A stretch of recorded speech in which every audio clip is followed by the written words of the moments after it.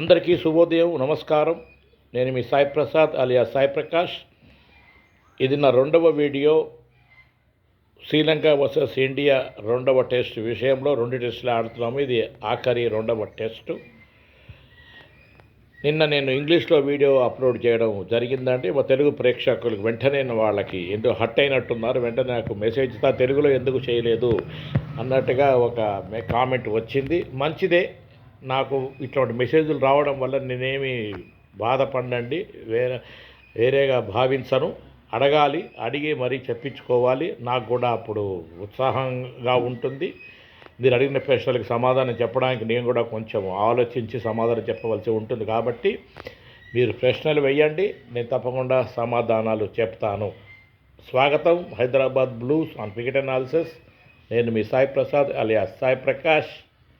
నా mail ID గుర్తుంది కదా, goodluckprasad@gmail.com. మనం మాట్లాడతాము అనేక విషయాల మీద. ప్రిడిక్టెడ్ ప్లేయింగ్ 11 కూడా మనము చర్చిస్తాము. ఉన్న అవకాశాలు, ఉన్న స్క్వాడ్లో ఉన్న ప్లేయర్లను బట్టి మనం మాట్లాడతాము. మొదటి టెస్ట్ మ్యాచ్ ఆల్రెడీ గెలిచాం కాబట్టి రెండవ టెస్ట్లో మనం ఎక్స్పెరిమెంట్ చేసే మూడ్లో ఉన్నాము. ఎందుకు అంటే వరల్డ్ టెస్ట్ ఛాంపియన్షిప్స్ దృష్టిలో పెట్టుకుని ఇటువంటి పిచ్చెస్ మీద కనుక మనము మన ప్లేయర్లని ఎక్స్పెరిమెంట్ చేసినట్టయితే మున్ముందు ఆడే టెస్ట్ మ్యాచ్లు పిచ్ కండిషన్ కొంచెం టఫ్గా ఉండబోతోందండి. అంటే నేను ఆల్రెడీ అప్లోడ్ చేసి ఉంటాను. మున్ముందు మనం ఏ మ్యాచ్లు ఆడుతున్నాము, ఏ ఫార్మాట్లో ఎన్ని మ్యాచ్లు ఆడుతాం అనేది నా పాత వీడియోలు చూడండి. శ్రీలంక టూర్ తర్వాత ఏ మ్యాచ్లో మనం ఆడబోతున్నాము అన్నట్టుగా కూడా వీడియోలు ఉన్నాయి.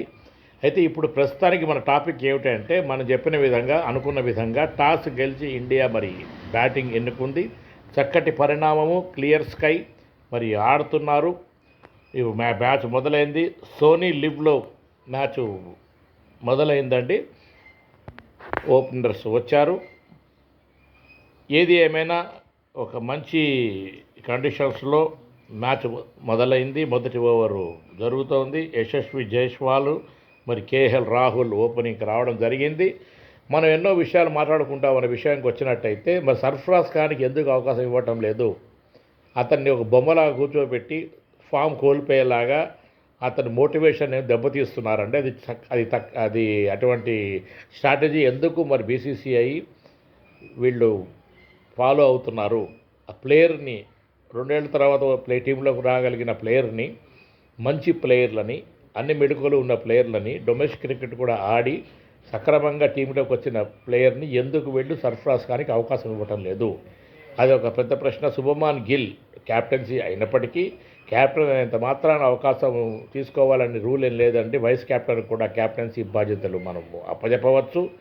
అలాగే రిషబ్ పంత్ మనం చూసాము, కమింగ్ బ్యాక్ రిషబ్ పంత్ మంచిగా ఆడాడు. కాబట్టి ఆ ప్లేయర్లని మనం ఎలాగో 2027 టీంని నేను చెప్పబోతున్నాను. ఒక రీల్ ఏదో వచ్చింది ఒకటి, 2027 వరల్డ్ కప్ లోపల ఓడిఐ టీం ఎలా ఉండబోతుంది అన్నట్టుగా రవిశాస్త్రి సజెస్ట్ చేసిన టీం ఏదో ఒక రీల్ వచ్చింది. అది ఫైనల్ కాకపోవచ్చు, అయినా అది నేను నెక్స్ట్ వీడియోలో నేను అప్లోడ్ చేయబోతున్నాను సాయంత్రం లోపల.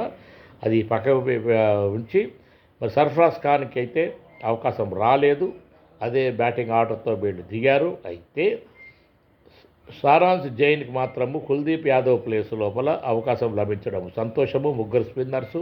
మొహమ్మద్ సిరాజ్ ప్లేస్ లోపల గుర్నూర్ బ్రార్కి అవకాశం ఇస్తే మంచిది. ఆ పిచ్చెస్ మీద మొహమ్మద్ సిరాజ్తో కంపేర్ చేయాలంటే అదే పేస్ బౌలింగు. మొహమ్మద్ సిరాజు, గుర్నూర్ బ్రార్ కూడా వాళ్ళు ఫాస్ట్ మీడియం బౌలర్స్ అండి.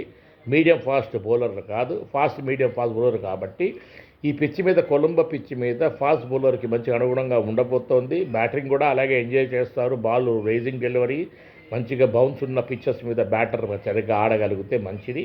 అలాగనే వాళ్ళకి అవకాశం కూడా ఉంటుంది బ్యాటర్కి అధిక రన్లు సాధించడానికి. అయితే రెండవ changes, Prasidh Krishna wicket taking bowler, expensive అవుతూ ఉంటాడు. అయినప్పటికీ కూడా ప్రసిద్ధ్ కృష్ణకి అవకాశం మళ్ళీ రావడం జరిగింది. అకీబ్ నావి మరి వెయిట్ చేయాలండి.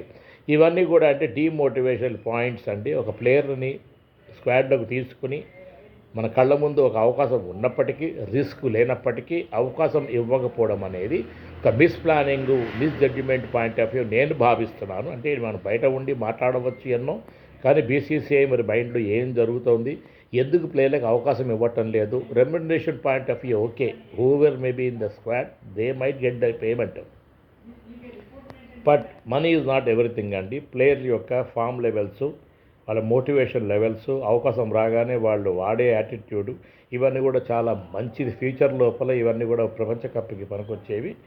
ఏది ఏమైనా బీసీసీఐ చేసే ఎక్స్పెరిమెంట్స్ మరి పనికొచ్చేలాగా ఉండాలి. కానీ టీంలో మార్పులు చేయకుండా మాత్రము ప్లేయర్లు మరి పర్ఫామ్ చేయాలి. అలా ఖాళీగా కూర్చోబెట్టి సడన్గా ప్రాక్టీస్ సెషన్ అయ్యాక మ్యాచ్లోకి అవకాశం ఇవ్వకుండా కూర్చోబెట్టినట్టయితే అది ఏ విధంగా ప్లేయర్ని ఉత్సాహపరుస్తుంది అనే ప్రశ్న వేస్తూ మరొక వీడియోతో మేము ముందుకు వస్తాను.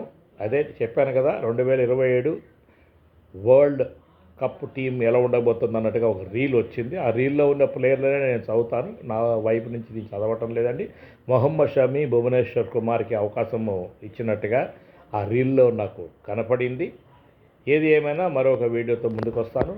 నమస్కారం. నాకు మెయిల్ చేయండి goodluckprasad@gmail.comకి మనం చర్చించుకుందాం. నమస్కారం. ఇది రెండవ వీడియో నాది. ఈ మ్యాచ్ విషయంలో మొదటి వీడియో ఇంగ్లీష్లో, రెండవ వీడియో తెలుగులో చేశాను. నమస్కారం.